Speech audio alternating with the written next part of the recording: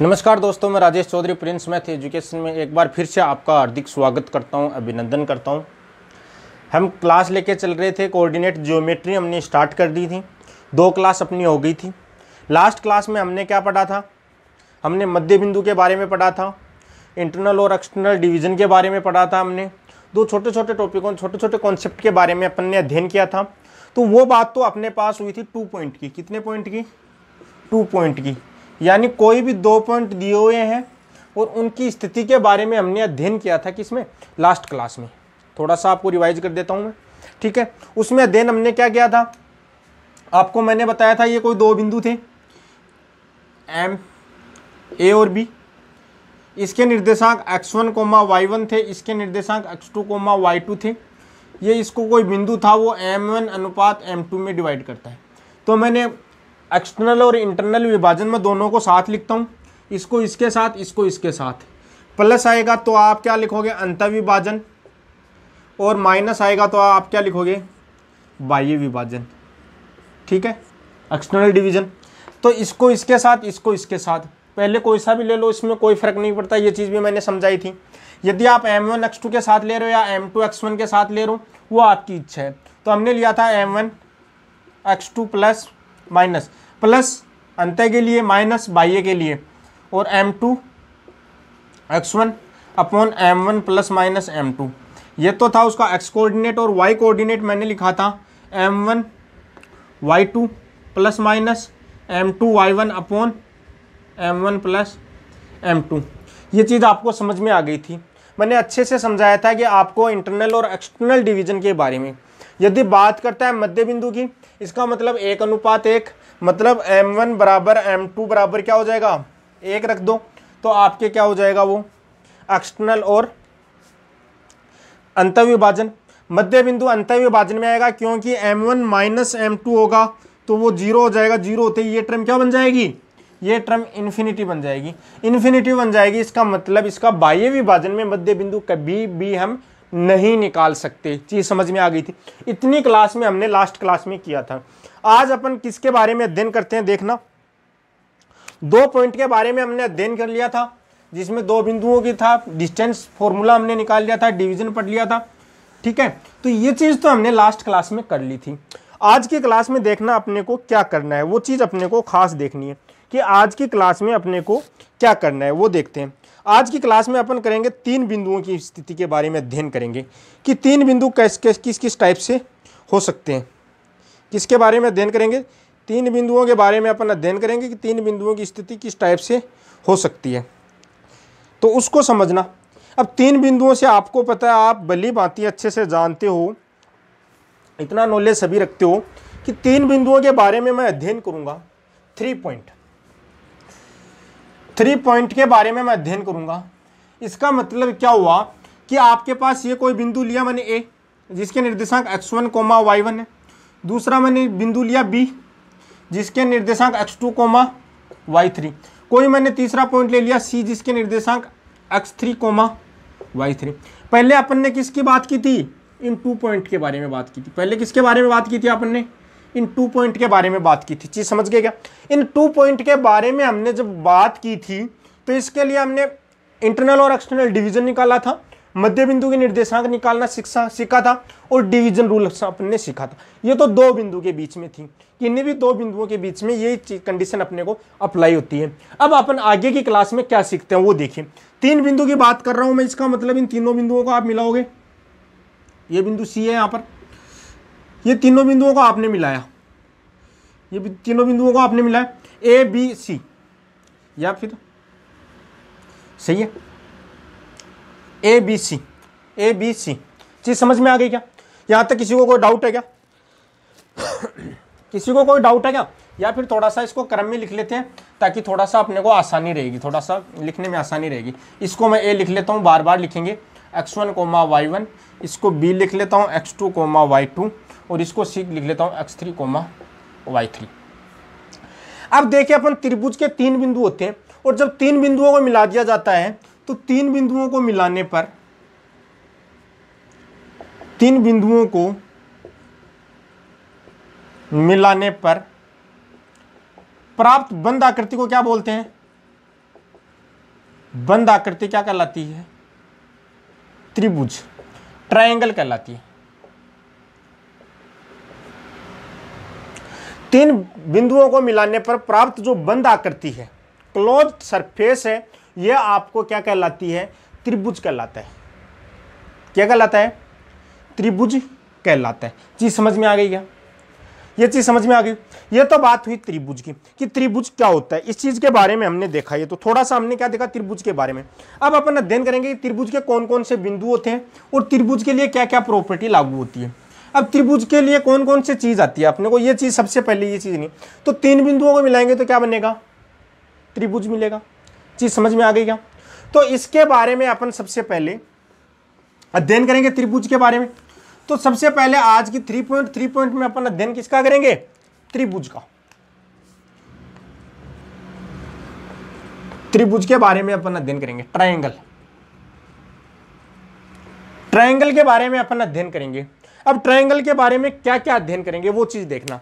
एक तो आपको ट्रायंगल के 3 भुजाएं होती है। ट्रायंगल की कितनी भुजाएं होती है?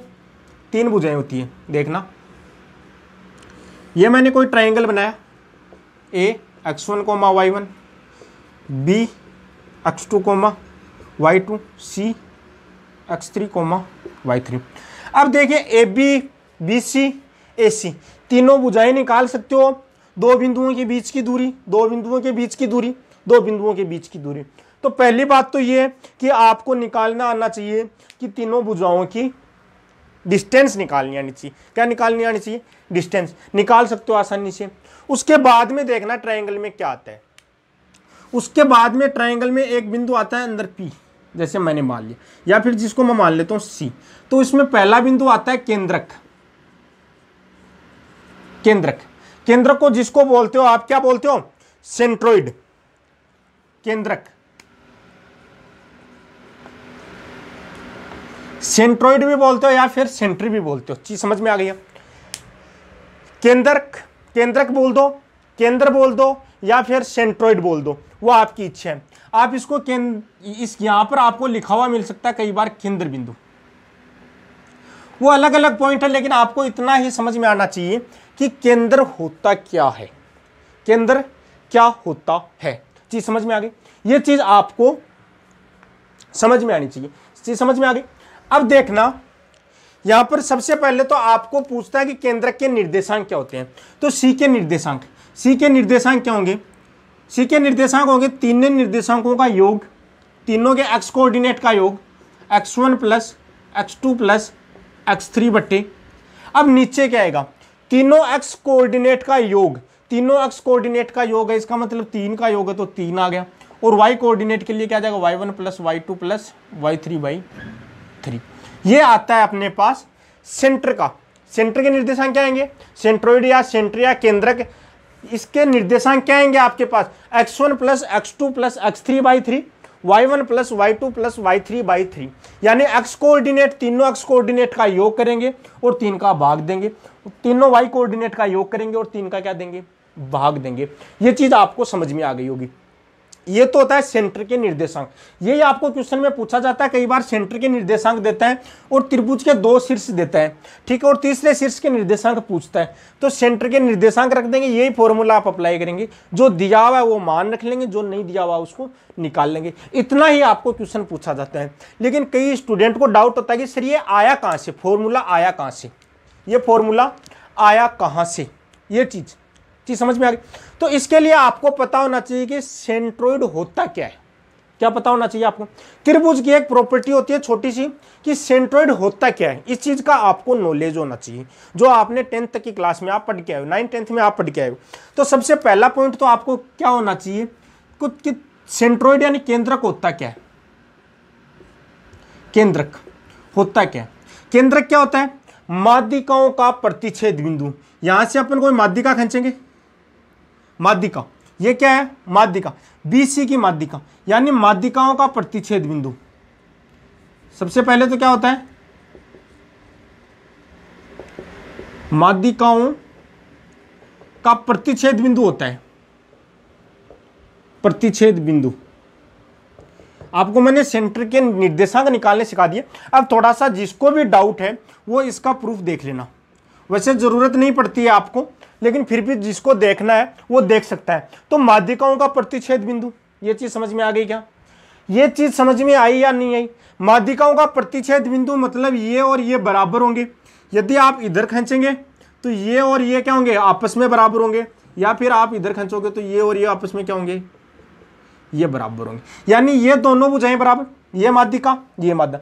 ऐसे सामने वाली भुजा पर आप क्या डालोगे? एक रेखा खींचोगे जो सामने वाली भुजा को बराबर अनुपात में विभाजित करती है, वो उसकी क्या कहलाती है? माध्यिका। और इन सबका प्रतिच्छेद बिंदु है वो आपका क्या कहलाता है? सेंट्रोइड कहलाता है। सी चीज समझ में आई क्या?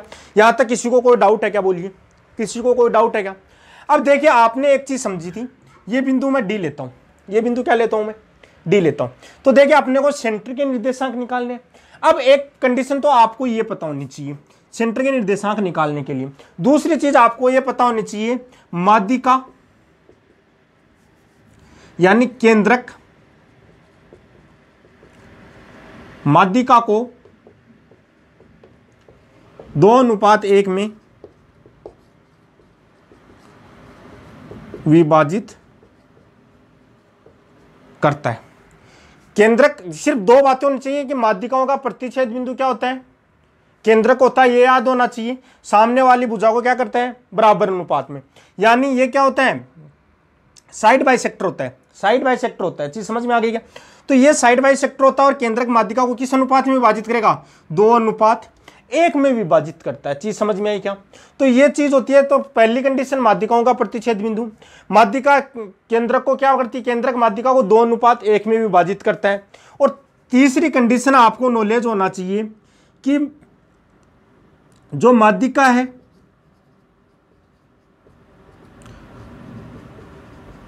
सामने की भुजा को बराबर भागों में बांटती है, भागों में काटती है। अब माध्यिका क्या होती है? वही चीज तो होता है। माध्यिका के बारे में आपको पता होगा कि इस शीर्ष से इस भुजा पर डाली गई रेखा या खींची गई रेखा जो इस भुजा को बराबर भागों में विभाजित करता है, उसी को क्या बोलते हैं? माध्यिका। इसको क्या बोलते हैं? माध्यिका, या फिर बोलो तो मीडियन बोलते हैं इसको। चीज समझ में आ गई क्या? तो ये तो आपके पास त्रिभुज की थोड़ी सी प्रॉपर्टी थी जिसके बारे में आपको नॉलेज होना चाहिए। इसके बारे में थोड़ा सा समझा देता हूं मैं। आगे अपन सेंट्रोइड एक्सेंटर वो करेंगे, उसके बारे में मैं आपको प्रूफ नहीं बताऊंगा क्योंकि प्रूफ की आपको जरूरत नहीं होती है। अपन वही काम करेंगे जितनी अपने को जरूरत होती है। चीज समझ गए क्या? तो आप चाहोगे तो आपको प्रूफ भी बता दिया जाएगा, कोई दिक्कत नहीं है। जिसको भी प्रॉब्लम लगेगी वो मेरे को प्रूफ चाहिए तो उसका प्रूफ भी बता देंगे कि किस हिसाब से होगा, लेकिन इसका प्रूफ मैं आपको बता देता हूँ। डी क्या है? इसका मध्य बिंदु है दोनों का। ये डी दोनों का मध्य बिंदु है, तो इसके निर्देशांक क्या हो जाएंगे? x2 + x3, x2 + x3 बट्टे 2 और y1 y2 + y3 बट्टे 2।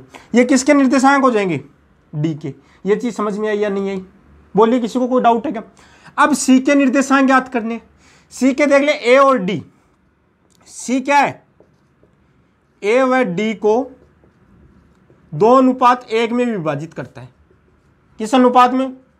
2:1 में विभाजित करता है। 2:1 में विभाजित करता है। इसका मतलब क्या हुआ कि इस बिंदु सी के निर्देशांक क्या होंगे? अब देखो, सी के निर्देशांक के लिए आपको मैंने बताया था, ये अंत विभाजन की बात होगी। अंत विभाजित हो गया, इसका मतलब 2 तो इसके साथ आएगा और 1 किसके साथ जाएगा? इसके साथ। तो ऐड कर लीजिए, x1 1 किसके साथ जाएगा? x1 के साथ। तो इसका अक्ष निर्देशांक क्या हो जाएगा? x1 के साथ क्या हो जाएगा? × 1 प्लस 2 इसके साथ जाएगा, 2 × x2 + x3/2। चीज समझ पा रहे हो क्या? और नीचे क्या आ जाएगा? 2 + 1, 2:1। इसका मतलब इसी हिसाब से आपके पास क्या आ जाएगा? y coordinate. y कोऑर्डिनेट क्या आ जाएगा? y1 × 1 प्लस 2 × y2 + y3/2 और नीचे आपके पास क्या हो जाएगा? 2 + 1। ये चीज समझ में आई क्या? किसी को कोई डाउट है क्या? तो ये चीज आपके पास होते हैं दोनों कोऑर्डिनेट। अब देखना, आपके पास वही चीज आएगी। 2 से क्या होगा? 2 कैंसिल हो गया, यहां पे भी 2 से 2 क्या हो गया? कैंसिल। तो आपके पास लास्ट में केंद्रक के निर्देशांक क्या निकल के आगे देखना। इधर तो क्या आगे? x1 + x2 + x3 और बट्टे में 3। इसी हिसाब से y1 + y2 + y3 बट्टे 3। ये आपने क्या निकाले थे? सेंटर के निर्देशांक निकाल लेते। तो ये चीज होते हैं सेंटर के निर्देशांक। चाहे आप ये चीज नहीं लेना चाहो तो इधर वाला ले लो, इससे निकालोगे तो भी आपके पास आंसर क्या आएगा, यही आएगा। चीज समझ में आई या नहीं आई?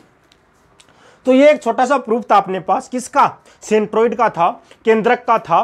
चीज समझ गए? तो ये क्या होता है, या आपके पास क्या होता है, इंटरसेक्शन पॉइंट ऑफ मीडियन होता है, ठीक है, माध्यिकाओं का प्रतिच्छेद बिंदु क्या होता है, इंटरसेक्शन पॉइंट ऑफ मीडियन, ठीक है। अब क्या होता है, उसके बाद में क्या होता है, सेंट्रोइड है, डिवीजन करता है, सेंट्रोइड है वो डिवीजन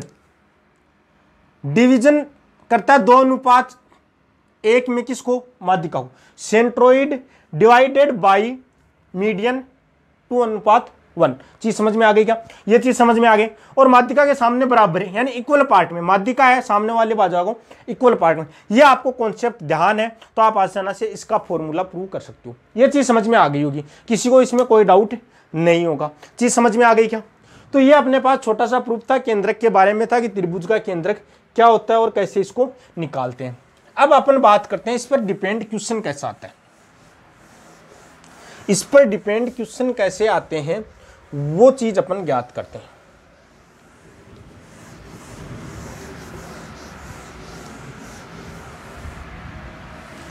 क्वेश्चन देखना इसके ऊपर,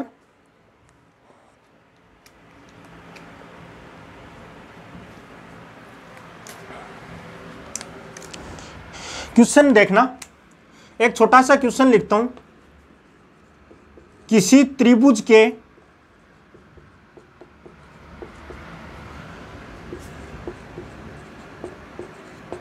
केंद्रक, किसी त्रिभुज का केंद्रक आपको दिया हुआ है 2,7 तथा उसके दो शीर्ष क्रमशः 4,8 व 2,0 है, तो तीसरा शीर्ष ज्ञात करो। तीसरा शीर्ष ज्ञात करो। यह आपके पास एक छोटा सा क्वेश्चन है जिसके बारे में आपको ज्ञात करना है। चीज समझ में आ गई? इंग्लिश मीडियम वाले स्टूडेंट लिख सकते हैं, the centroid of A triangle, the centroid of A triangle is 2,7 and 2 of its vertices are 4,8 and 2,0, 4,8 and 2,0। चीज समझ में आ गई? तो ये आपके पास छोटा सा क्वेश्चन दिया हुआ है, सेंट्रोइड के निर्देशांक दिए हुए हैं। तो देखना क्वेश्चन को हल करने के लिए सीधी सी बात है, आपके पास सेंट्रोइड के निर्देशांक की बात कर रहा है। सेंट्रोइड का निर्देशांक क्या होता है, x1 + x2 + x3।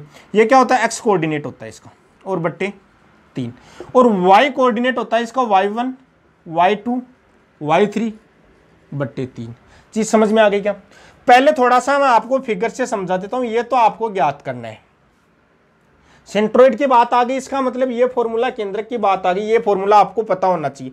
ये कोई त्रिभुज आपको दिया हुआ है, समझ में आई? तो इसके आपके पास दो निर्देशांक दिए हुए 4,8 2,0, इसके मान लेते हैं x, y, और उसके सेंटर के निर्देशांक दे दिया आपको 2,7। चीज समझ में आई क्या? वैल्यू पुट करनी है, x की वैल्यू क्या है आपके पास 2 बराबर x1 + x2 यानी 4 + 2 + x बट्टे में क्या हो गई 3।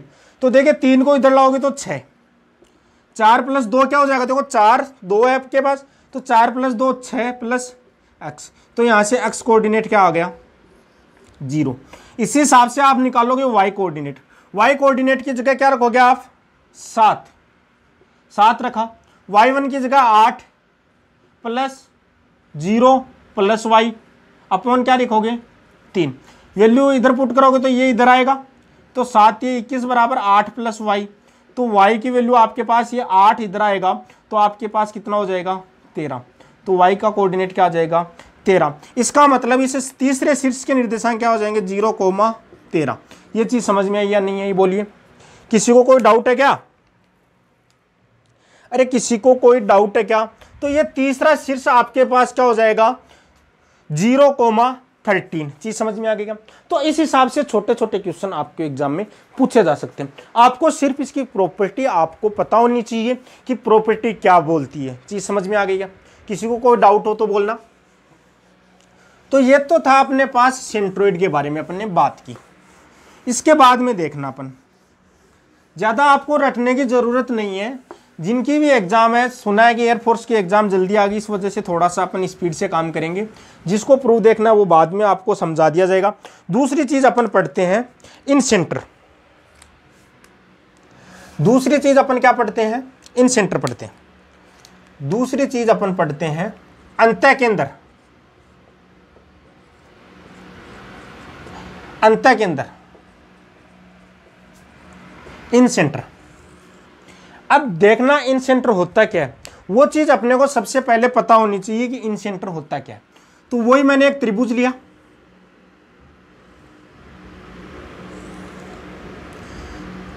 ए x1 y1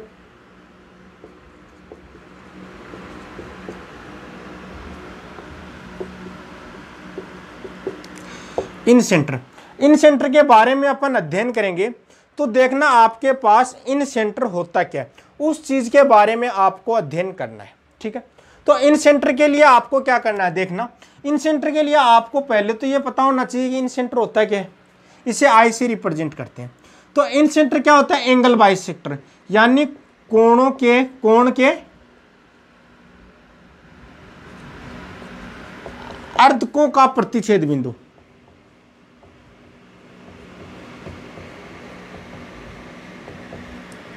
यानी कोण के अर्धकों का प्रतिच्छेद बिंदु, मतलब एंगल बाइसेक्टर। या आपने खींचा तो ये कोण और ये कोण क्या होंगे? बराबर। यदि आपने ये खींचा तो ये कोण और ये कोण क्या होगा? बराबर।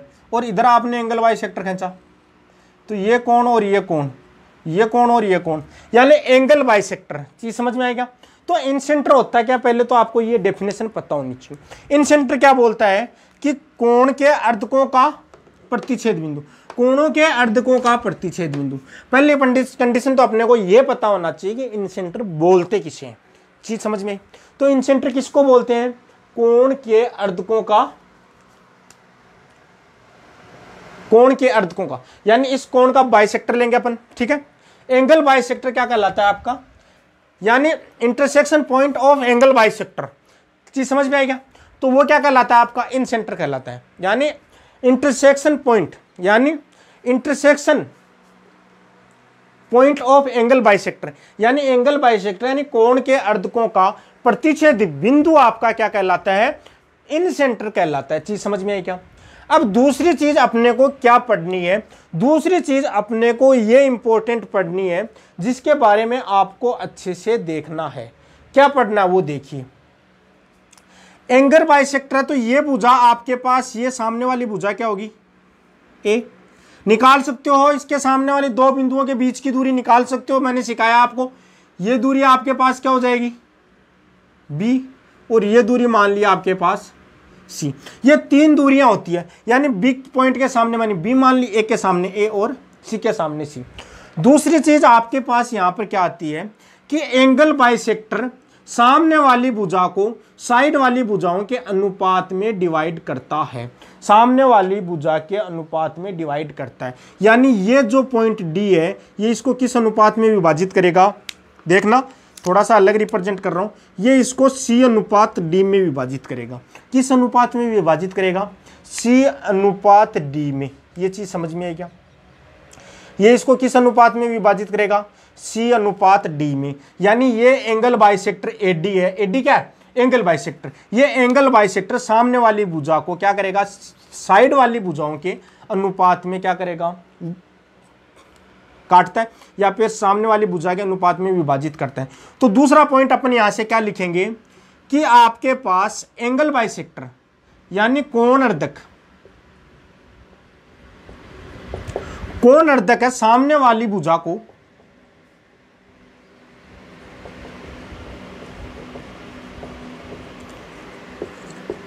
भुजा को साइड वाली भुजाओं के अनुपात में विभाजित करेगा।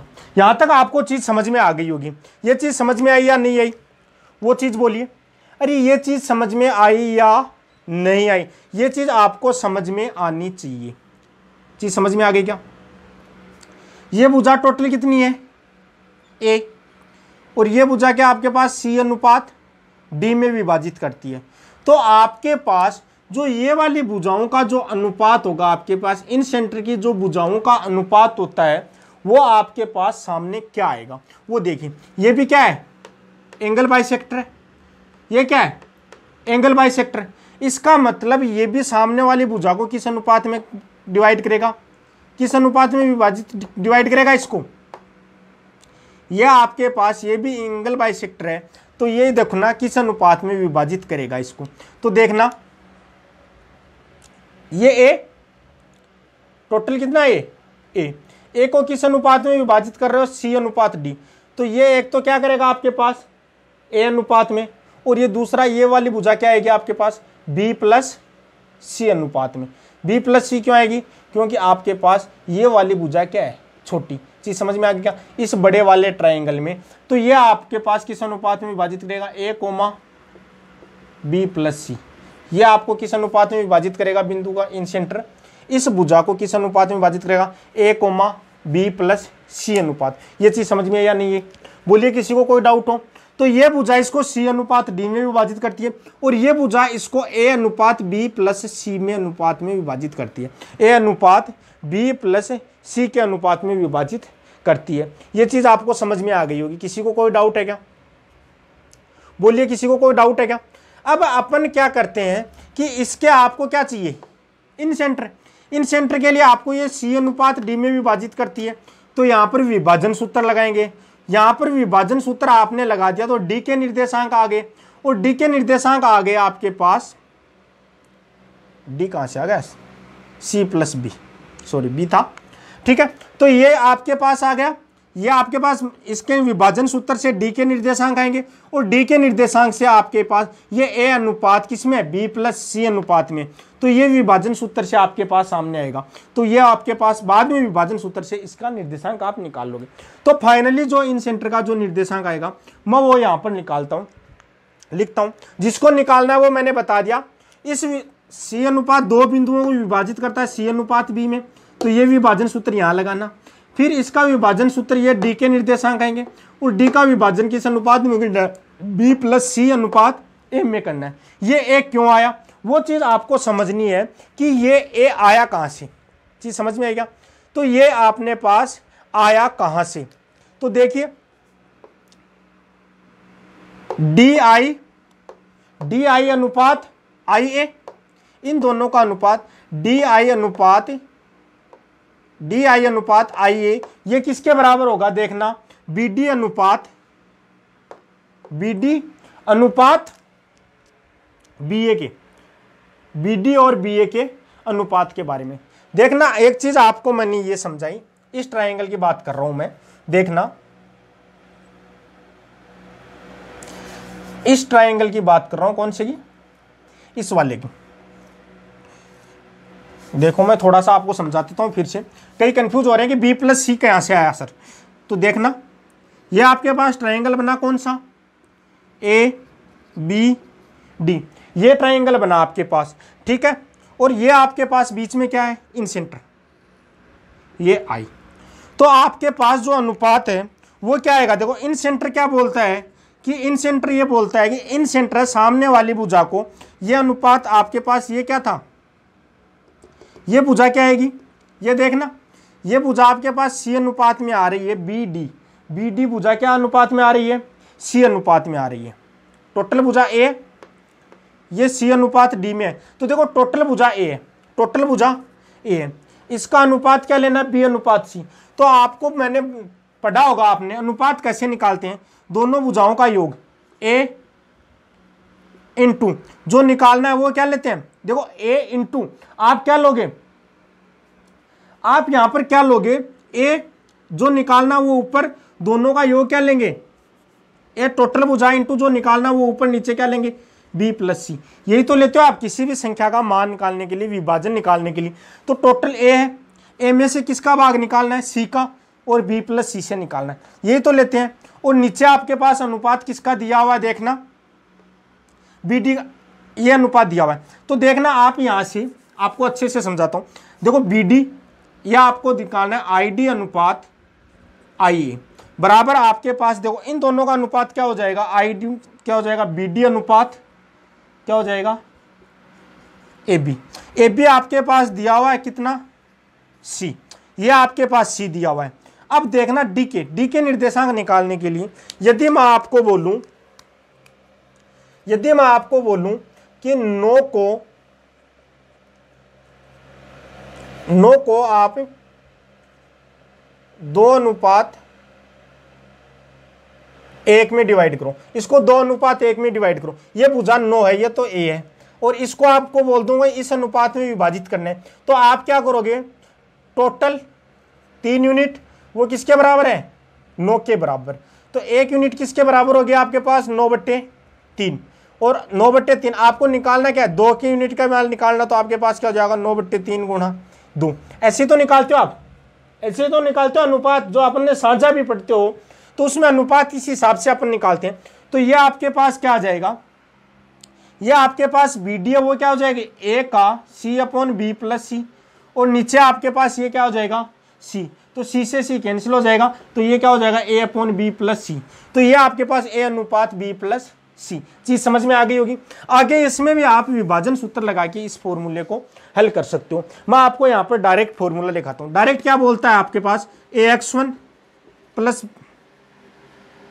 BX2 plus CX3 upon A plus B plus C, और दूसरा आप लिख लोगे AY1 BY2 plus CY3 upon में क्या हो जाएगा, A प्लस B प्लस सी। ये लो, ये आपके पास क्या हो गया, इन सेंटर का फॉर्मूला। आएगा कहां से, वो चीज मैंने आपको अच्छे से समझा दी है। कहां से आएगा, इन दोनों को किस अनुपात में, ये आपको याद होना चाहिए। ये किसकी प्रॉपर्टी है, ये इन सेंटर की प्रॉपर्टी है कि ये सामने वाली भुजाएं दोनों साइड भुजाएं के अनुपात में विभाजित करती है। विभाजित करेंगी तो ये भी साइड वाली, ये भी एंगल बाइसेक्टर है, तो इस सामने वाली भुजाओं किस अनुपात में करेगा, ए अनुपात बी प्लस सी। वो कैसे आया, मैंने आपको बता दी कि ये आपके पास सी अनुपात बी है, तो ये भुजा बी डी आपके पास क्या आ जाएगी, टोटल ए है, तो बी डी आपके पास क्या हो जाएगी, ए इंटू सी अपॉन बी प्लस सी। इसका और इसका आपको क्या निकाल लोगे, अनुपात, यानी ए अनुपात बी प्लस सी। इसके बाद में आप इसको वापिस क्या निकाल लोगे, वही आप विभाजन सूत्र लगाओगे, ये इधर जाएगा और ये क्या आएगा, डी के कोऑर्डिनेट पे आएगा। तो आपके पास फॉर्मूला क्या आएगा, ये आएगा। ये चीज समझ में आ गई होगी। और आपको जिसको समझ में आ गई वो तो बहुत अच्छी बात है, जिसको नहीं समझ में आई और समझना चाहता है तो वो एक बार फिर से वीडियो को बैक जाके देखे, ताकि आपको समझ में आ जाएगी। चीज समझ गए क्या। अब दूसरी चीज आपके पास ये तो आ गए इन सेंटर के निर्देशांक, किस हिसाब से आप इन सेंटर निकाल सकते हो, दोनों चीज समझ में आ गई क्या। अब इस पे डिपेंड मैं एक क्वेश्चन आपको बता देता हूँ, साथ साथ क्वेश्चन कर लेते हैं अपन, ताकि आपकी और चीज क्लियर हो जाए, क्या हो जाए, और चीज अच्छे से आपके क्या हो जाए, टॉपिक क्लियर हो जाए। तो क्वेश्चन करना जरूरी होता है। यदि आप जब तक कोऑर्डिनेट ज्योमेट्री में यदि आप अभ्यास नहीं करोगे, क्या नहीं करोगे, अभ्यास नहीं करोगे, तो आपका कुछ भी नहीं होना, तो आपका कुछ भी नहीं होना। ज्योमेट्री थोड़ा सा अभ्यास और कॉन्सेप्ट आपके क्लियर होने चाहिए, स्पेशली ये चीज होती है। तो देखना क्वेश्चन अपन फिर बाद में एक क्वेश्चन कर लेंगे जिसमें सभी सब साथ आ जाएंगे। उसके बाद में अपन बात करते हैं एक्स सेंटर की, बहिष के अंदर।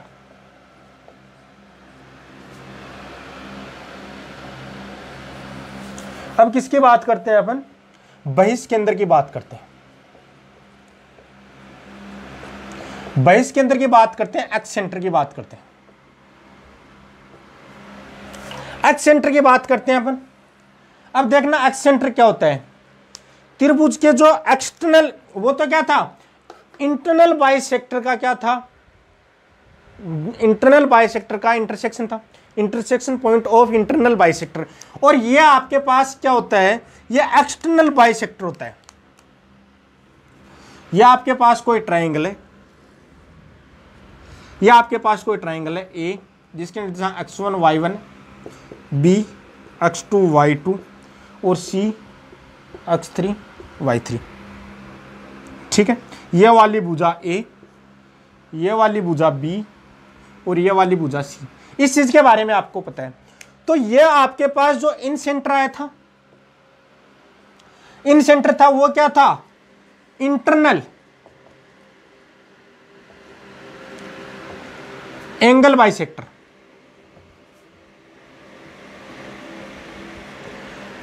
यानी intersection point of internal bisector था, और ये क्या होता है? Intersection point of external bisector.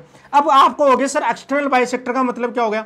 ये आपके पास कोई एंगल है, ये आपके पास कोई, इसको आगे बढ़ाएं तो इसका एक्सटर्नल एंगल क्या होगा? ये। तो इसका कोई भी बाइसेक्टर आप खींचोगे तो ये आपके पास ये दोनों कोण बराबर, इसका बाइसेक्टर खींचोगे तो ये दोनों कोण आपके पास क्या होंगे? बराबर।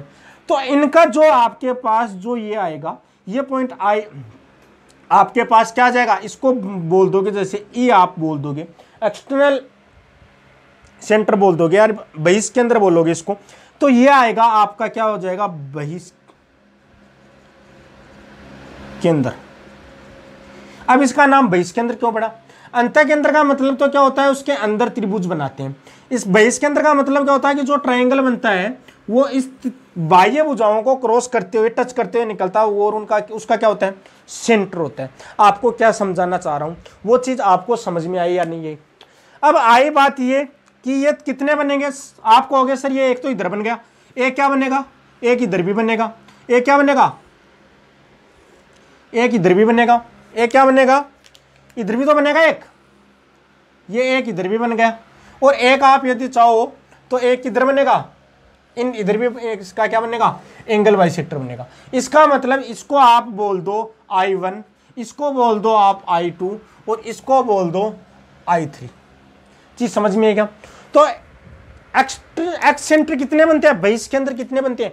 3 बनते हैं। बहिष केंद्र कितने बनते हैं ये चीज आपको याद रखनी है कि बहिष केंद्र वो कितने बनते हैं? बहिष केंद्र 3 बनते हैं, और 3 किस हिसाब से बनते हैं वो देखना। यदि आप I1 निकालोगे, I1 निकालोगे, ए वाली भुजा वाला एक्सेंटर निकालोगे, तो मैं तीनों यहां पर लिख देता हूं, इसको थोड़ा सा मैं रफ कर देता हूं, तीनों इधर लिख देता हूं। I1, यदि आप I1 निकालोगे, I1 निकालोगे मतलब एक ही साइड वाले में, जिस साइड में उसको negative AX1 plus BY1 plus X2 और X3 upon A plus B plus C, और Y निर्देशांक हो जाएगा minus AY1 plus BY2 plus CY3 upon A plus B plus C। Similarly यदि आप I2 निकालोगे, इसका मतलब I2 किधर आएगा? इधर आएगा, B भुजा की तरफ आएगा, और B भुजा की तरफ आएगा, इसका मतलब AX1 तो ऐसा कैसा, लेकिन B वाला क्या हो जाएगा? Negative X2 plus X3 upon A plus B plus C। ये चीज समझ में आ गई क्या? सॉरी, यहाँ पे भी आपको क्या लेना है? माइनस लेना है। माइनस है तो यहाँ पर माइनस है तो माइनस, यानी B की जगह आप क्या ले लोगे? एक्सटर्नल डिवीजन में माइनस B ले लोगे। इसका मतलब ये क्या हो जाएगा? AY1 minus BY2 plus CY3 upon A minus B plus C। इसी हिसाब से आप I3 निकालोगे तो आपके पास क्या हो जाएगा? AX1 plus BX2 minus CX3 upon A plus B minus C, और AY1 plus BY2 minus CY3 upon A plus B minus C। ये आपके पास क्या हो जाएंगे? तीनों इन सेंटर आ जाएंगे। लेकिन इन सेंटर पे डिपेंड आपसे क्वेश्चन नहीं पूछा जाता है। इन सेंटर पर डिपेंड आपसे क्वेश्चन नहीं पूछा जाता है, बिल्कुल भी नहीं पूछा जाएगा। ज्यादातर जो क्वेश्चन पूछा जाता है वो आपका सेंट्रोइड और सेंटर से रिलेटेड क्वेश्चन पूछा जाता है। किससे? सेंट्रोइड और सेंटर से रिलेटेड क्वेश्चन आपको पूछा जाता है, और ज्यादा करता है तो ज्यादा से ज्यादा सर्कम सेंटर से आपको क्वेश्चन पूछ लेता है। चीज समझ में आई क्या? तो ये चीज तो हुई आपके पास बहिष केंद्र की हो गई। मैंने अब बात कर दी सेंट्रोइड, सेंट्रोइड की बात कर दिया मैंने। उसके बाद में मैंने क्या कर दी? इन सेंटर की बात करती है। और अब क्या बात कर ली मैंने? एक्स सेंटर के बारे में हमने अध्ययन कर लिया। उसके बाद में देखिए, ये 3 के ही आपके पास फॉर्मूले होते हैं, यहीं से कुछ पूछना होता है तो पूछा जाता है। बाकी आपके पास 3 सेंटर और होते हैं। कौन कौन से सेंटर होते हैं? 3 सेंटर और होते हैं। एक तो आपके पास लंब केंद्र होता है, समझ रहे हो क्या? आप सबको पता भी है, एक लंब केंद्र होता है आपके पास, एक परिकेंद्र होता है। 2 और बच गए, एक परिकेंद्र होता है और एक लंब केंद्र होता है। अब अपन बात करते हैं परिकेंद्र की। बोले तो सर्कम सेंटर, सर्कम सेंटर की बात करते हैं, परिकेंद्र की बात करते हैं। तो पहले तो ये देखते हैं कि परिकेंद्र होता क्या है। उस चीज के बारे में आपको सबसे पहले नॉलेज होना जरूरी होता है कि परिकेंद्र होता क्या है, परिकेंद्र क्या होता है और परिकेंद्र को आप निकालोगे कैसे। इस चीज के बारे में आप भी आपको बताया जाएगा कि परिकेंद्र को आप कैसे निकालोगे। चीज समझ गए क्या? तो परिकेंद्र कैसे निकालोगे उस चीज के बारे में भी आपको बताया जाएगा। कैसे निकालेंगे देखना, क्वेश्चन नहीं पूछता यहां से। यह आपके पास ए है, ये ए है, ये बी है, ये सी है। इसके निर्देशांक x2, y2, x3, y3 और ये आपके पास क्या हो जाएगा x1, y1। तो सर परिकेंद्र क्या होता है कि इसके शीर्षों से जाने वाले,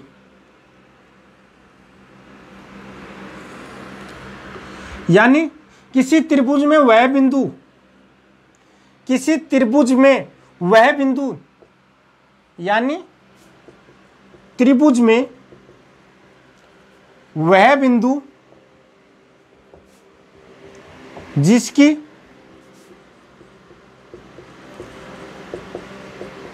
तीनों शीर्षों से दूरी क्या हो,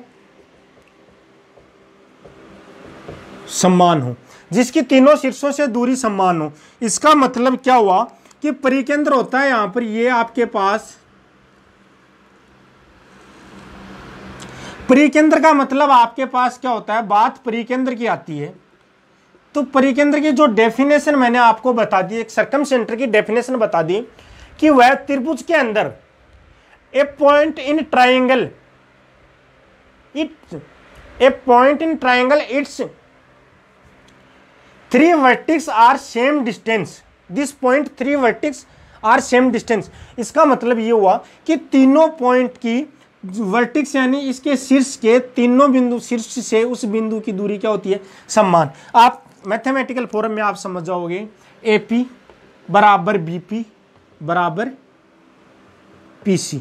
इसका मतलब सर्कम सेंटर की डेफिनेशन आपके पास समझ में आ गई कि सर्कम सेंटर त्रिभुज के अंदर एक ऐसा बिंदु होता है, सर्कम सेंटर है वो त्रिभुज के अंदर एक ऐसा बिंदु होता है जिसकी तीनों शीर्षों से दूरी क्या होती है, समान होती है। यदि आपको इसके निर्देशांक ज्ञात करने हो, x, y मानो, इसके निर्देशांक ज्ञात करने हो आपको, तो इसके निर्देशांक x, y मान लो, ये दूरी, ये दूरी, ये दूरी, तीनों दूरी को बराबर कर दो और x और y के मान निकालो, वही आपका क्या हो जाएगा, आंसर हो जाएगा। लेकिन इससे क्वेश्चन कभी भी नहीं पूछा जाता, बहुत कम चांस होता है, और यदि पूछा जाता है तो कोई भी एक शीर्ष आपको इस हिसाब से सेट करके देता है तो आपकी कैलकुलेशन आसान हो जाए। चीज समझ में आ गई होगी। लेकिन एग्जाम में क्वेश्चन पूछने की, परिकेंद्र ज्ञात करने के लिए क्वेश्चन पूछने की संभावना क्या होती है, कम होती है। एक तीसरी चीज आपके पास आता है लंब केंद्र, ऑर्थो सेंटर। ये चीज समझ में आ गई होगी। एक आपके पास आता है लंब केंद्र या ऑर्थो सेंटर, जिसको आप कहते हो लंब केंद्र। नंबर 5 आपके पास आता है लंब केंद्र, लंब केंद्र ऑर्थो सेंटर, ऑर्थो सेंटर। लंब केंद्र क्या होता है, ये त्रिभुज है, लंब केंद्र होता है कि शीर्ष, लंब केंद्र होता क्या, वो चीज आपको देखनी है। लंब केंद्र आपके पास क्या होता है वो देखो,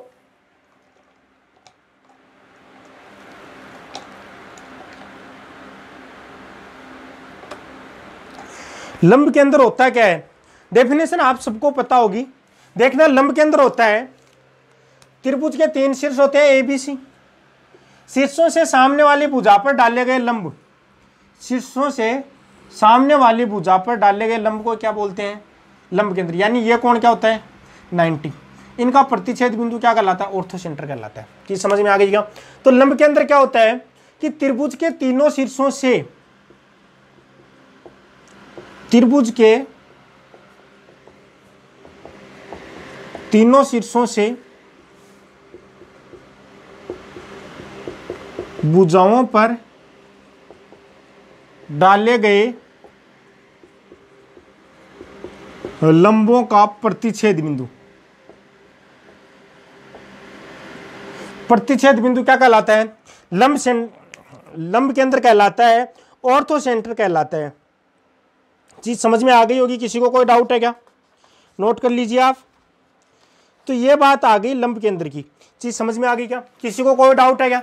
तो यहां से भी एग्जाम में क्वेश्चन नहीं पूछा जाता है डायरेक्ट, लेकिन आपको सिर्फ पता होना चाहिए कि लंब के अंदर क्या होता है। तो आज की क्लास में हमने क्या क्या पढ़ा है देखना।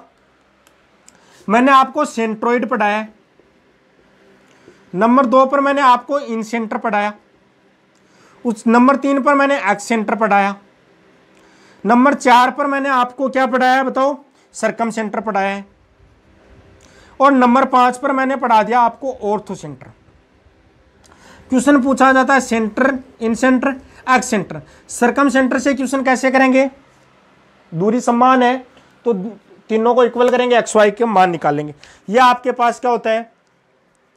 ये होता है सरकम सेंटर। और आपके पास ऑर्थो सेंटर है, तो ऑर्थो सेंटर आपको क्वेश्चन में नहीं पूछा जाता है। सिर्फ इतना ही पता होना चाहिए ऑर्थो सेंटर कहा किसे जाता है, किस चीज को ऑर्थो सेंटर कहा जाता है। ये चीज आपको समझ में आ गई होगी, मुझे उम्मीद है आपको अच्छे से ये चीज समझ में आ गई होगी।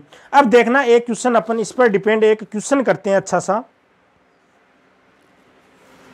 क्वेश्चन करते हैं, सब निकालेंगे, क्वेश्चन करेंगे उसमें सब निकालेंगे।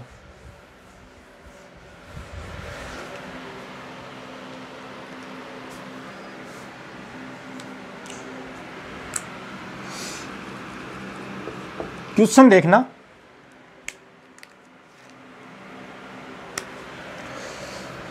जीरो कोमा जीरो, 3,0 व 0,4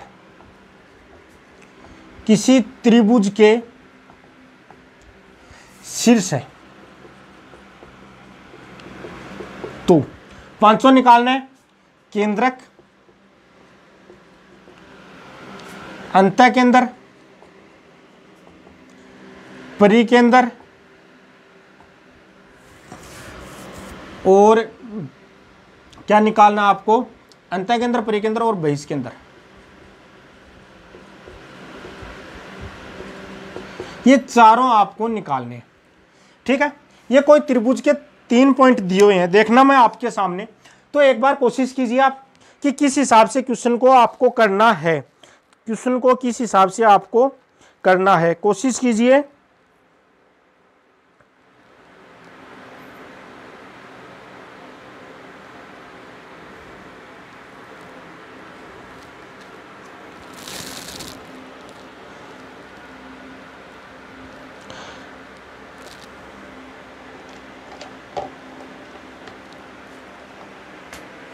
कोशिश करो। देखिए चीज समझ में आ गई होगी आपको, सिंपल सी चीज है। यह आपके पास 3 बिंदु दिया हुआ 0,0, 3,0 और 0,4। चीज समझ में आ गई होगी। अब आपने को एक और क्या चाहिएगा? दोनों के बीच की दूरी, बीच की दूरी यानी 3 का स्क्वायर, यानी ये दूरी कितनी हो जाएगी? 3। ये दूरी आपके पास क्या हो जाएगी? 3 का स्क्वायर 9, 4 का स्क्वायर 16, 5, और ये दूरी कितनी हो जाएगी? 4। ये चीज आपको दी हुई है, 3, 4, 5 ABC का मान दिया हुआ, सब कुछ दिया हुआ है। अब देखना आप, सबसे पहले आपको ज्ञात करना है सेंटर। सेंटर के निर्देशांक होते हैं x1 + x2 + x3, 0 + 3 + 3, यानी 3/3 बोले तो क्या हो जाएगा? दूसरा क्या हो जाएगा? 0, 0, 0, 4, तो 4/3। इसका मतलब इसका निर्देशांक हो जाएगा 1,4/3। उसके बाद में दूसरी चीज मैं बात करता हूं, अंतःकेंद्र की बात करता हूं, I की बात करता हूं। I के लिए आपके पास क्या होता है? AX1, A क्या है? 5, 5 के साथ क्या होगा? X1, तो क्या हो जाएगा? 5 × 0 प्लस BX2, 4 × क्या हो जाएगा? 3 प्लस CX3, तो 3 × क्या हो जाएगा? 0 और बट्टे A + B + C, तो 3 प्लस 4 प्लस 5। ये चीज़ देखना, आपके पास क्या हो जाएगा 5 इंटू 0, ये क्या हो जाएगा प्लस 4 इंटू 0, प्लस ये क्या हो जाएगा 4 इंटू 4, 4 इंटू 4, और नीचे आपके पास क्या हो जाएगा 3 प्लस 4 प्लस 5। तो ये आपके पास यहाँ से इन सेंटर निकल के आएगा, ये 0 हो जाएगा। देखना, देखो क्वेश्चन करने का तरीका क्या होता है, ये 0, ये क्या हो जाएगा और ये 0 हो जाएगा। इसका मतलब 4 3 12, नीचे क्या हो जाएगा 7 और 5 12/12। यहाँ पर देखना, ये 0 हो जाएगा, ये 0 हो जाएगा, 4 चौक 16, 16/12। तो यहाँ से देखिए 12 से 12 कैंसिल हो गया, और ये क्या हो गया 4 3। तो आपके पास इसके निर्देशांक क्या हो जाएंगे 1,4/3। चीज समझ में आ गई क्या? इसी हिसाब से आप क्या निकालोगे, आप क्या निकालोगे परी के अंदर निकाल लोगे, सॉरी बहिष के अंदर निकाल लोगे। इसी हिसाब से क्या निकाल लोगे बहिष के अंदर। अब बात करता हूं मैं परी के अंदर की, अब बात किसकी करता हूं परी के अंदर की। वो चीज इंपॉर्टेंट थी, यह बिंदु P है, P पर अपन परी के अंदर निकालेंगे। तो P पर परी के अंदर यानी ये दूरी, ये दूरी, ये दूरी, तीनों क्या होनी चाहिए इक्वल। तो अभी अपन अध्ययन करेंगे किसका परी के अंदर का, जो आपके लिए जरूरी था जानना, ये परी के अंदर कैसे निकालते हैं। तो देखना, परी के अंदर के लिए मैंने आपको बताया था कि परी के अंदर के लिए क्या होता है AP बराबर BP बराबर क्या होता है CP। AP देखना, AP इसके निर्देशांक x, y मान लिया आपने, तो ये आपके पास क्या हो जाएगा x² प्लस y² का अंडर रूट बराबर BP देखना x माइनस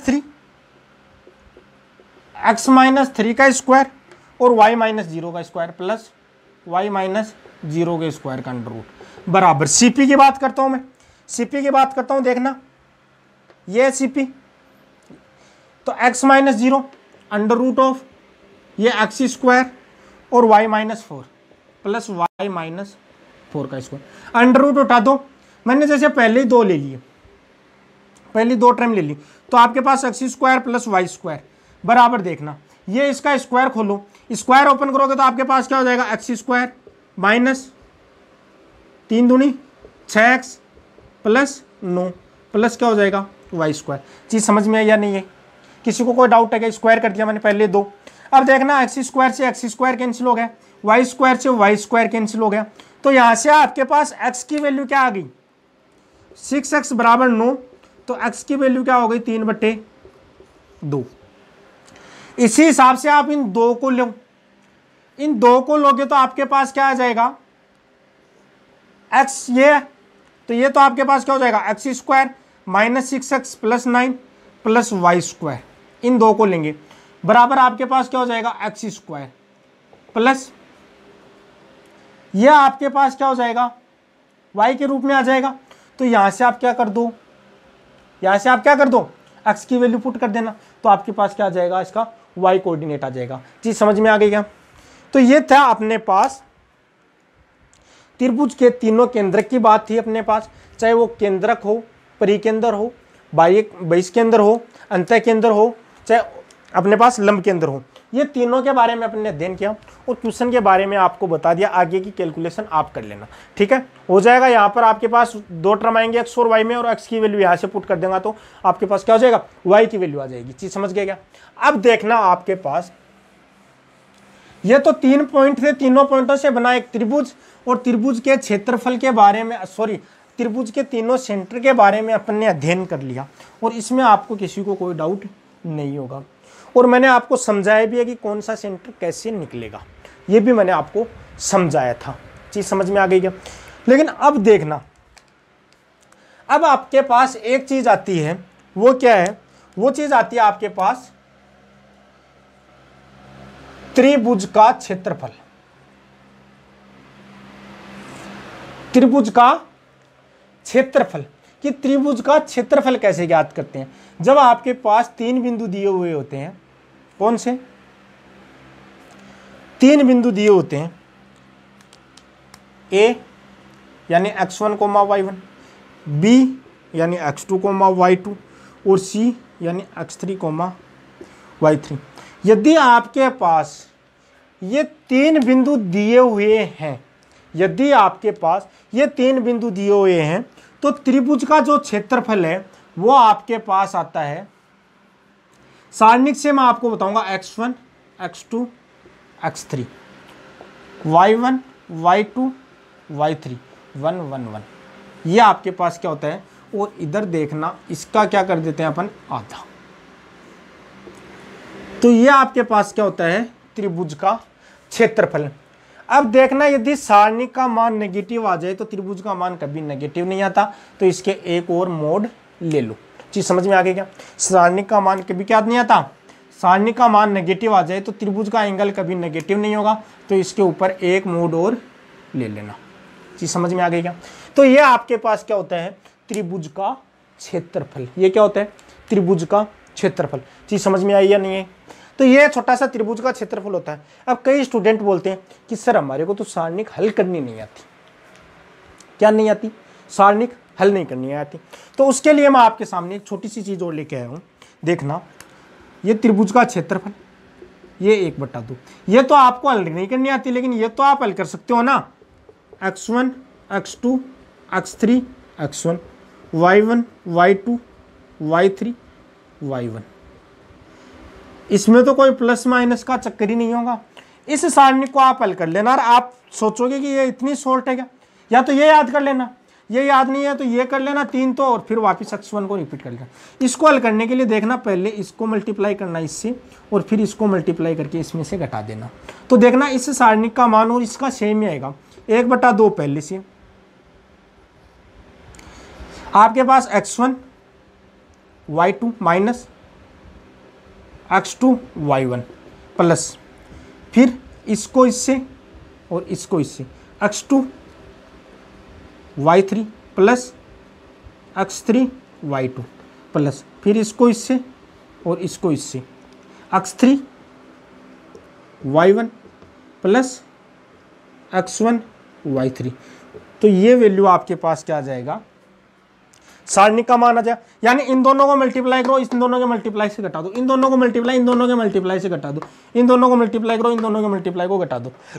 तो यदि यही मान आपके पास क्या आएगा, इस सारणी का आएगा। इस सारणी को हल करने पर भी आपके पास वैल्यू क्या आएगी, सॉरी यहाँ पर क्या आएगा माइनस, गलत हो गया, माइनस। चीज समझ में आ गई क्या? तो ये सारणी का मान क्या आएगा, इस सारणी का आएगा। तो चीज ये आपके पास आसान रहेगा, जो आपको क्वेश्चन को हल करने के लिए ये चीज क्या रहेगी आपके पास आसान रहेगी। सिंपलेस्ट जो फॉर्म है इसमें आपको डरने की जरूरत नहीं, एक निश्चित क्रम चल रहा है कि इन दोनों को इन दोनों को इन दोनों को इन दोनों को और अंतर करके जोड़ना है और क्या करना है, 1-2 का भाग लगाना है, वो त्रिभुज का क्षेत्रफल होगा। ये चीज समझ में आ गई होगी? किसी को कोई डाउट है क्या? अब इसके बाद में आपके पास क्या होता है कि त्रिभुज का क्षेत्रफल आ गया।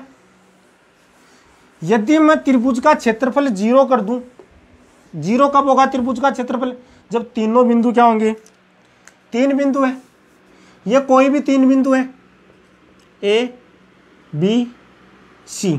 पहले ये बिंदु B यहां पर था, यहां से खींच के लाकर मैं इसको क्या लिया यहां पर, तब क्षेत्रफल क्या हो जाएगा 0। क्षेत्रफल 0 हो जाएगा, इसका मतलब तीनों बिंदु क्या हो जाएंगे एक ही लाइन पर। तो 3 बिंदु संरेख है, संरेख है यानी कोलिनियर है। संरेख का मतलब क्या होता है, कोलिनियर, एक ही रेखा पर स्थित है। तीनों बिंदु क्या है, संरेख है यानी कोलिनियर। तीनों बिंदु क्या है, कोलिनियर है। तो आपके पास क्या आ जाएगा condition, x1 x2 x3 x1 y1 y2 y3 y1, और इसकी वैल्यू क्या कर दूं 0। तो आपके पास ये बिंदु आपके पास संरेख की कंडीशन आती है, तो आपके पास क्या हो जाएगा, ये बराबर किसके हो जाएगा 0। इसका मतलब क्या है कि तीनों बिंदु क्या है संरेख, 3 बिंदु क्या हो जाएंगे संरेख हो जाएंगे, तीनों बिंदु एक ही लाइन पर स्थित है। चीज समझ में आ गई? आगे अपन स्ट्रेट लाइन पढ़ेंगे तो इसमें उसके जो इसके टेंजेंट से भी अपन इसको ज्ञात कर सकते हैं। इसके जो आपके पास ढाल जिसको बोलते हो आप, ठीक है, स्लोप जिसको बोलते हो, स्लोप यदि 0 है दोनों AB और BC का स्लोप यदि सेम आ रहा है, इसका मतलब सॉरी AB और AC का स्लोप यदि सेम आ रहा है, इसका मतलब तीनों क्या है, एक ही बिंदु पर स्थित है। वो कंडीशन भी आपको बताएंगे आगे। लेकिन यदि आपको बिंदु के रूप में देखना है तो वही है, ट्राइंगल का एरिया क्या हो जाएगा, 0। ट्राइंगल का एरिया 0 होने का मतलब तीनों बिंदु क्या है, कोलिनियर है, सरेख है। ये चीज समझ में आ गई होगी, किसी को डाउट है क्या? यदि यहीं पर आपके पास दे दिया जाए, यदि यहीं पर आपके पास दे दिया जाए कि 4 बिंदु सरेख है, यहीं पर आपके पास दे दिया जाए कि 4 बिंदु सरेख है, A B C और D, चारों बिंदु सरेख है, x1 y1 x2 y2 x3 y3 और x4 y4। यदि चारों बिंदु सरेख है, चारों बिंदु सरेख है, इसका मतलब इसके जो चारों बिंदु, 4 बिंदु से क्या बनता है आपके पास पता है कि क्या बनेगा, चतुर्भुज। 4 बिंदुओं से आपके पास क्या बनेगा, चतुर्भुज। 4 बिंदुओं से क्या बनेगा आपके पास, चतुर्भुज बनता है। अरे 4 बिंदुओं से आपके पास क्या बनेगा, चतुर्भुज बनेगा। 4 बिंदुओं से चतुर्भुज बनेगा, कैसा बनेगा उससे अपने को कोई मतलब नहीं, 4 बिंदुओं से चतुर्भुज बनेगा। तो 4 बिंदुओं से चतुर्भुज बनेगा, इसका मतलब चतुर्भुज का, पहले आप लाइन से पहले आप देख लो, चतुर्भुज के बारे में लिख लो, लिख लो, कई बार क्वेश्चन आ जाता है। पहले चतुर्भुज के बारे में लिख लो। चतुर्भुज के बारे में आप लिखोगे कि क्या लिखोगे, चतुर्भुज के चारों शीर्ष हैं, x1 y1 x2 y2 x3 y3 और x4 y4 किसी चतुर्भुज के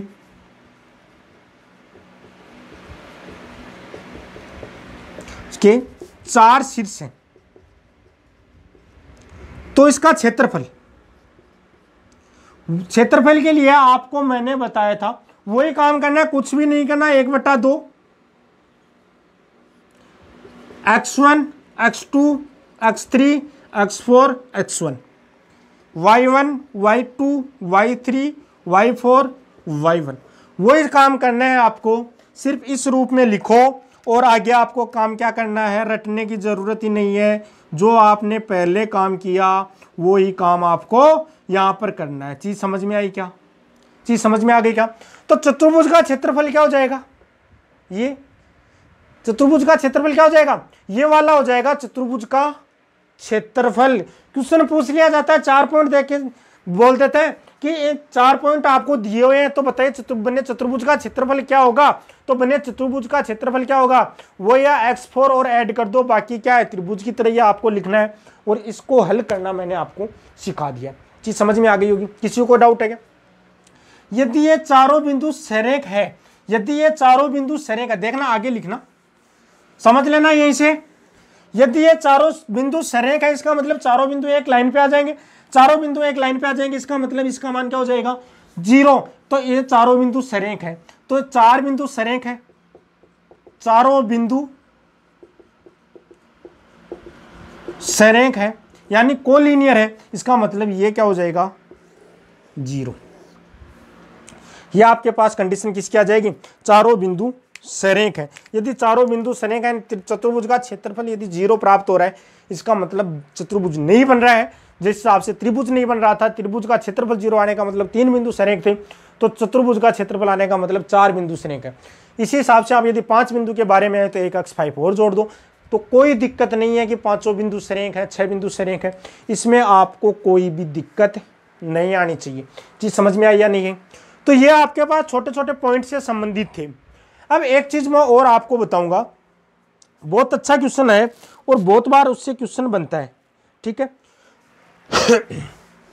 ज्यादातर नहीं बताते हैं, कारण ये है पुराना कॉन्सेप्ट ही, लेकिन आपके पास एग्जाम में पूछा जाता है पुराना कॉन्सेप्ट ही, वही आपके पास लागू होगा। कैसे आएगा, समांतर चतुर्भुज के शीर्ष, समांतर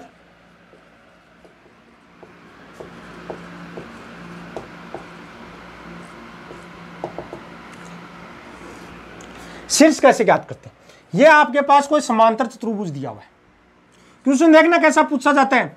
बहुत से एग्जाम में क्वेश्चन पूछा गया, स्कूल लेक्चरर फर्स्ट ग्रेड में पूछा गया, सेकंड ग्रेड में पूछा गया, एनडीए में पूछा गया, एयरफोर्स में पूछा गया, बहुत बार ऐसा क्वेश्चन पूछा गया है। तो ध्यान से देखना है कि चतुर्भुज के शीर्ष कैसे ज्ञात करते हैं, वो चीज मैं आपको बताता हूं कैसे ज्ञात करते हैं। पहले आप देखना x1 y1 x2 y2 x3 y3, ये बिंदु B है, ये बिंदु D है, x4 y4। तो देखना आपके पास क्वेश्चन में पूछता क्या है कि आपके पास कोई भी 3 शीर्ष देता है चतुर्भुज के और बोलता है कि चौथा शीर्ष क्या होगा। क्वेश्चन क्या पूछ देता है, क्वेश्चन देता है कि कोई 3 शीर्ष देगा, कोई 3 शीर्ष देगा और चौथा पूछेगा, फोर्थ शीर्ष क्या करेगा, पूछेगा। क्वेश्चन भी करवाऊंगा आपको, लेकिन पहले समझना कॉन्सेप्ट को कि यह हुआ कैसे, ठीक है। तो इसके लिए देखना चीज लागू क्या होती है, इन दोनों शीर्षों का योग करो, यानी x1 प्लस x3 वो किसके बराबर कर दो, x4 plus x2 plus x4 के। कोई भी 3 शीर्ष देगा, एक पूछना है, तो ये क्या हो जाएगा, उसका x एक्सिस x शीर्ष आ जाएगा। उसके बाद में y शीर्ष के लिए क्या करना पड़ेगा, y1 प्लस y3 बराबर y2 प्लस y4। ये कॉन्सेप्ट यदि आपको याद है, यानी इन दोनों के x शीर्ष का योग x कोऑर्डिनेट इन दोनों शीर्षों के x कोऑर्डिनेट के योग के बराबर होता है, और इन दोनों के y कोऑर्डिनेट का योग इन दोनों के y कोऑर्डिनेट के योग के बराबर होता है। अब आया कहां से, वो चीज सबसे बड़ी चीज ये है कि ये चीज आई कहां से, इस चीज के बारे में अपने को पता होना चाहिए। यदि आपको ये नहीं पता कि ये चीज आई कहां से, तो आपका पढ़ा हुआ नॉलेज है वो पूरा व्यर्थ है, ठीक है। आना चाहिए ये कहां से है, वो चीज को मैं आपको समझाऊंगा। देखिए जो जरूरत है, जो आपको समझने की जरूरत है, जिसका कॉन्सेप्ट आपको समझ में आना चाहिए, वो चीज मैं आपको जरूर बताऊंगा, वो कुछ भी मैं नहीं छोड़ता, ठीक है। या विकिरण खींचा आपने और ये विकिरण खींचा, ये बिंदु ओ ले लिया। आपको समांतर चतुर्भुज की एक कंडीशन आपको पता होनी चाहिए कि दोनों विकिरण जहां पर प्रतिच्छेद करते हैं वो क्या होते हैं, विकिरणों का वो बिंदु क्या होता है, विकिरणों का समद्विभाजक बिंदु होता है। इसका मतलब ये लाइन और ये दोनों बराबर है और ये दोनों बराबर है, ये दोनों आपस में बराबर है, ये दोनों आपस में बराबर है। यानी कुल मिलाकर बात ये हुई कि आपके पास ओ है, वो क्या है, BD का भी मध्य बिंदु है, मध्य बिंदु है, और ओ क्या है, AC का भी मध्य बिंदु है। ओ BD का भी मध्य बिंदु है और ओ क्या है, AC का भी मध्य बिंदु है। ये भुजाएं आपस में बराबर नहीं है, ये विकिरण छोटा है ये बड़ा है, लेकिन मध्य बिंदु है, ये अपने को पता है। इसका मतलब ओ के कोऑर्डिनेट क्या आएंगे, सेम आएंगे। चीज समझ में आ गई क्या। तो पहले BD का मध्य बिंदु है तो ओ के निर्देशांक BD का मध्य बिंदु है। देखना इधर मैं आपको लिखता हूं, थोड़ा सा ये लिख लिया होगा आपने, प्रूफ करवा रहा हूं। ओ BD का मध्य बिंदु है, तब ओ के निर्देशांक किसका BD में मध्य बिंदु है, BD का। चलो पहले AC का ले लेते हैं अपन, AC का मध्य बिंदु है। AC का मध्य बिंदु मतलब x coordinate x1 plus x2 by 2, sorry x1 plus x3 by 2, y1 plus y3 by 2। मध्य बिंदु के कोऑर्डिनेट ये होते हैं। ओ BD का मध्य बिंदु है, यदि ओ ही BD का मध्य बिंदु है मतलब ओ के निर्देशांक निकाल सकते हैं। ओ के निर्देशांक क्या हो जाएंगे, x2 प्लस x4 बाई 2 और y2 प्लस y4 बाई 2। ये चीज समझ में आई या नहीं समझ में आई। अब एक चीज मेरे को आप बता दो, मैंने फर्स्ट डे आपको बताए थे किसी एक बिंदु के कोऑर्डिनेट कभी भी अलग अलग नहीं हो सकते, अलग अलग नहीं हो सकते।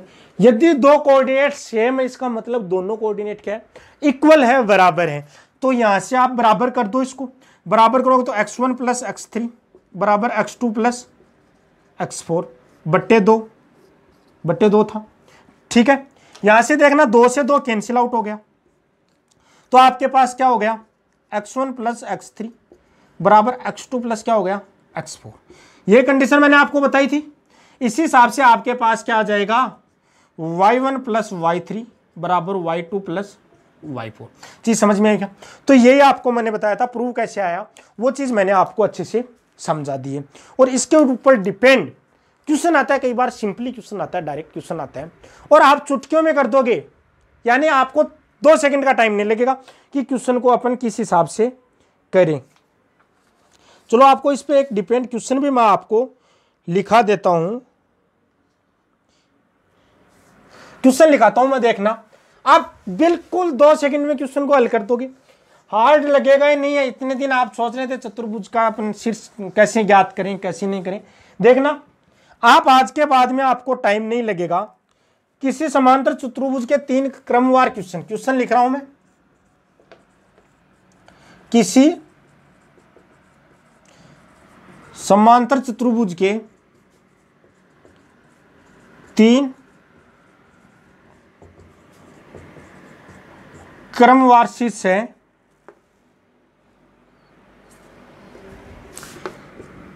1,3, 2,0 और 5,1 है। तो चौथा शीर्ष ज्ञात करो। तो चौथा शीर्ष ज्ञात करो। किसी समांतर चतुर्भुज के 3 क्रमवार शीर्ष आपको दिए हुए हैं, यानी 3 शीर्ष दिए हैं और चौथा शीर्ष पूछा है। देखिए रटने की जरूरत नहीं है, पहले थोड़ा सा डायग्राम बना लेता हूं मैं। डायग्राम बना लेते हैं, कोई भी 3 शीर्ष लेके चलो, जैसे मैंने 1,3, 2,0, 5,1 और x,y। आपको मैंने क्या बताया, दोनों के x अपोजिट कोऑर्डिनेट यानी x + 2 बराबर इन दोनों का योग 5 + 1, यानी आपके पास क्या हो जाएगा, x की वैल्यू क्या हो जाएगी 6, यानी x की वैल्यू 4। दूसरी चीज मैंने आपको बताई y कोऑर्डिनेट के लिए, यानी y + 0 बराबर 3 + 1, तो y बराबर क्या हो जाएगा 4। तो इस चौथे शीर्ष का मान क्या हो जाएगा आपके पास 4,4। चीज समझ में आई क्या? तो यह था अपने पास चतुर्भुज से संबंधित, चतुर्भुज के क्षेत्रफल से संबंधित 4 पॉइंटों के संरेखा कोलिनियर होने की कंडीशन भी मैंने आपको बताई, 3 पॉइंट के कोलिनियर होने की कंडीशन भी मैंने आपको बताई। तो यहीं से क्वेश्चन आपके पूछा जाता है कि 3 कंडीशन, 3 पॉइंट है वो कोलिनियर है, तो किसी एक पॉइंट के निर्देशांक निकालिए। पूछ लेता है कई बार, एक पॉइंट दे देता है, उसके निर्देशांक क्या होगा, ठीक है, तो उसको 0 के बराबर कर तो आपके पास आंसर आ जाएगा। 4 पॉइंट के कोलिनियर की कंडीशन भी आज की क्लास में अपने डिस्कस की है, और चतुर्भुज का अपन चौथा शीर्ष कैसे निकालते हैं उस चीज के बारे में भी डिटेल से अपने आज की क्लास में डिस्कशन किया है। चीज समझ में आ गई होगी। फिर भी आपको कोई डाउट होता है, तो प्रिंस मैथ एजुकेशन के नाम से ही मेरा टेलीग्राम पेज है, उस पर आप अपना डाउट भेजिए। फेसबुक पेज है इसी नाम से, उस पर डाउट भेजिए, आप कमेंट कीजिए। कोई भी डाउट है आपका, हर डाउट क्लियर किया जाएगा। जब तक मैं आपके सामने खड़ा हूं तब तक आपको मैथ्स में कोई भी डाउट करने की जरूरत नहीं है। कोई भी डाउट पैदा होता है तो उसको आप भेजिए, आपको उसका सॉल्यूशन जरूर मिलेगा। चीज समझ पा रहे हो? तो आज की क्लास में हमने थोड़ा सा पढ़ा, तो ये छोटी छोटी चीजें पॉइंट के बारे में अपने एक तरह से अध्ययन किया। कल की क्लास में अपन अपना टॉपिक स्टार्ट करेंगे स्ट्रेट लाइन, जो स्पेशली अपना जो टॉपिक था स्ट्रेट लाइन का अपन टॉपिक स्टार्ट करेंगे। तो आज के लिए इतना ही। यदि आपको क्लास पसंद आई तो लाइक कीजिए। यदि आप मेरे चैनल पे नए हो, पहली बार ज्वाइन किया है, आपको क्लास पसंद आ रही है, आपको सब कुछ डिटेल से पढ़ने के लिए मिल रहा है, कुछ भी छोड़ा नहीं जा रहा है, जितनी आपको ज़रूरत है उससे एक्स्ट्रा आपको पढ़ाया जा रहा है, तो यदि चैनल पर नए हो तो आप चैनल को सब्सक्राइब नहीं किया तो चैनल को सब्सक्राइब कीजिए और ज़्यादा से ज़्यादा दोस्तों में शेयर कीजिए, ताकि सब बच्चों के पास जो क्वालिटी एजुकेशन है, रेगुलर क्लासेज है, एक प्लेलिस्ट बनी हुई है, सबके पास एक जगह जो पढ़ाई का मैटर आपके पास प्राप्त हो सके। इसके लिए चैनल को ज़्यादा से ज़्यादा सब्सक्राइब कीजिए और ज़्यादा से ज़्यादा शेयर कीजिए। आज के लिए इतना ही, धन्यवाद। बाकी का करते हैं कल की क्लास में।